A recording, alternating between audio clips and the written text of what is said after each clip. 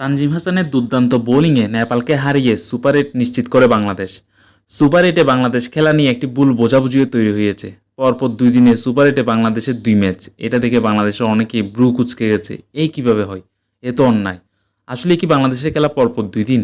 বাংলাদেশের সময় অনুযায়ী যখন সুপার 8-এর সূচি দেখছেন তখন এমন মনে হওয়াটাই স্বাভাবিক।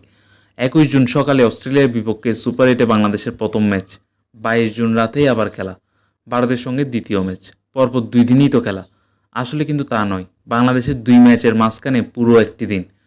বিশ্বকাপে খেলা হচ্ছে যেসব ভেন্যুতে, সেই Saint Vincent, Antigua, Barbados, Saint Lucia, Guyana সব দেশের সঙ্গেই বাংলাদেশের সময়ের পার্থক্যটা 10 ঘন্টার। বাংলাদেশ 10 ঘন্টা এগিয়ে। 20 জুন অ্যান্টিগার সময় রাত 8:30টায় শুরু হবে বাংলাদেশ অস্ট্রেলিয়া ম্যাচ। মাঝখানে 21 জুন পুরো একটা দিন।